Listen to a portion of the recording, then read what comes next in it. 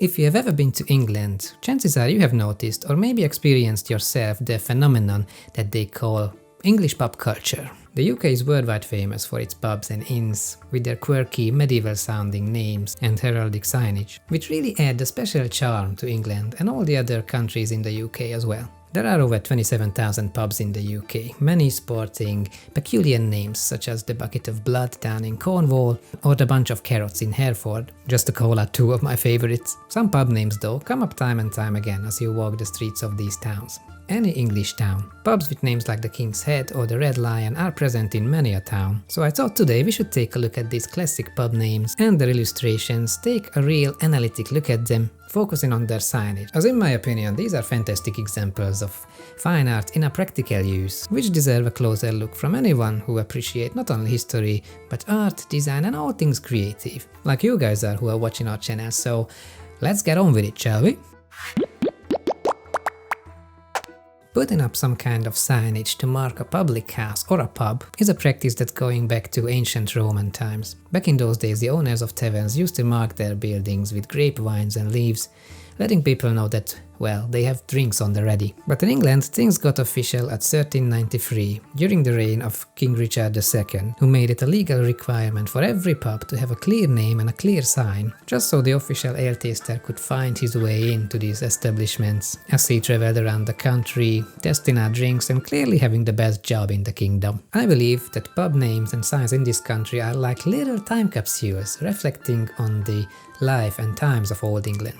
The White Hart is the perfect example of that, because this was the official emblem of King Richard II. So if you see a pub with this name, it is a clear indication that the original owner has pledged loyalty to the king.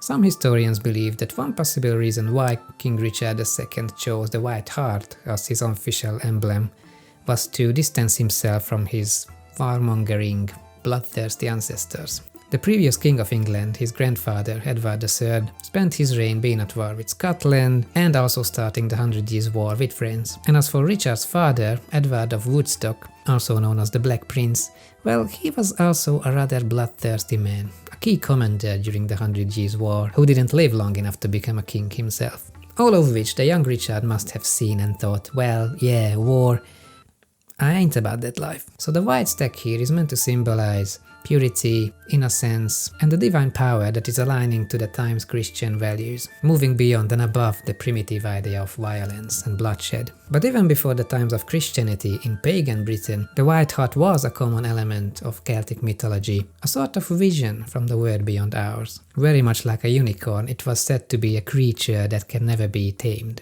And so in most pub signs, the animal is being depicted as such. In fact, wherever you see a painting of a white hart on a leash or some kind of a chain, the chain tends to be painted gold, and there is usually also a crown included within the design composition, strongly implying that only a king could tame a white hart, right?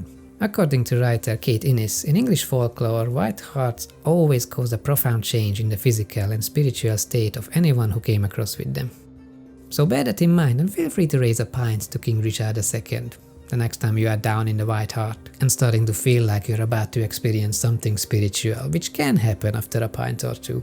Okay, the next stop in our virtual pub crawl takes us to the Rose and Crown. There are a little over 200 pubs in the UK bearing this name, and as for its origin, the main theory is that it is a nod to the War of the Roses. Now, the civil conflict that history remembers as the War of the Roses broke out just 2 years after the 100 Years' War with France has finally ended. England has lost the war with France, and it is widely believed that this loss has caused the War of the Roses. The power and the prestige of the English monarchy has understandably weakened as the result of losing, and the country as a whole has found itself in both political and financial distress. The general opinion was that things needed to change, and two branches of the royal family, the family of Yorks with the white rose and the family of Lancasters with the red rose, thought that they have what it takes to turn things around. So these two families ended up fighting for the throne. The war lasted for 30 years and eventually the Lancaster house won. England's new king, Henry Tudor, has crowned himself as Henry VII, married Princess Elizabeth of York from the York family, and together they have founded the Tudor dynasty.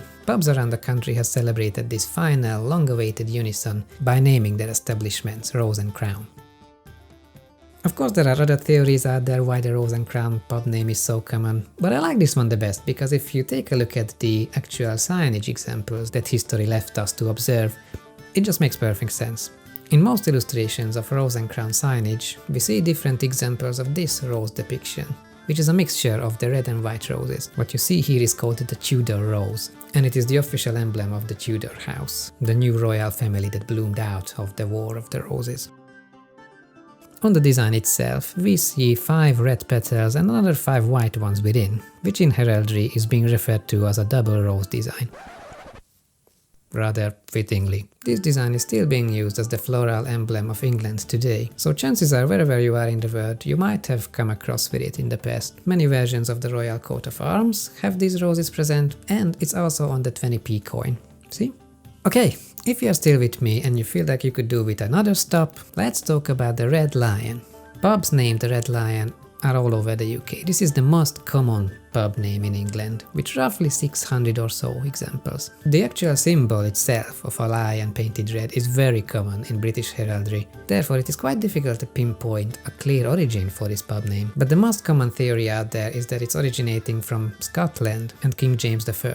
Now King James I, as England remembers him, or King James VI in Scotland, is known for many things we could talk about in detail. The King James translation of the Bible you might have heard of, or him being the first self-proclaimed King of Great Britain under his new Union flag, in which he combined the Scottish St Andrew's Cross and the English St George's Crosses. But what is most relevant to us here is that he was the son of Mary, Queen of Scots. So in his heart he was very much a Scottish king first and an English king second. Rumor has it that he wasn't particularly fond of England at all, actually. As the story goes, when he arrived in London, he reportedly ordered that the emblem of the Red Lion rampant of Scotland shall be displayed on all buildings of public importance, which included pubs and taverns, kind of serving as a constant reminder to any Englishman going out for a drink that his king is in fact Scottish. As for the symbol itself, you might be wondering, okay, so what does a red lion has to do with Scotland?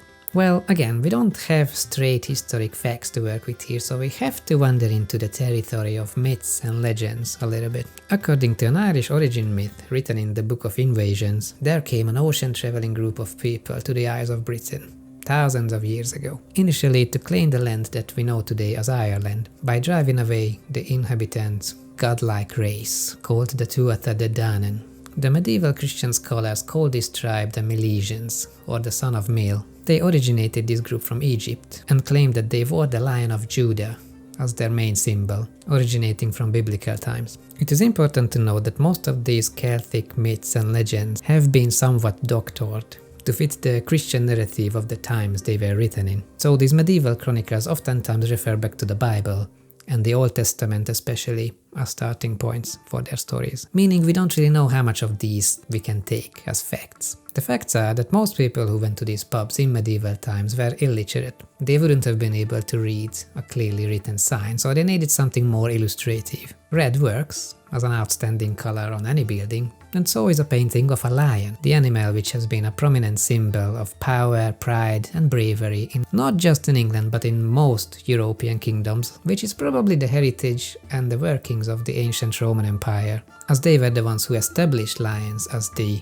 king of beasts and the beast of kings, importing these exotic animals to all corners of their empire. So, as usual, when you take history and legends, I like to think that the truth lies somewhere in between. That's where the good stuff is, isn't it? Somewhere in between facts and fiction. Wouldn't you agree? Guys, this was a bit of a new type of video from us, on a topic which has been so much fun to do a bit of research on. So chances are you are going to see more art and design deep dives like this one on the channel in the future. Feel free to join our creative crew, just to make sure that you're not missing out on any of that. And in the meantime, well, I don't know about you, but suddenly I am in the mood for a pint or two, so I'm gonna go.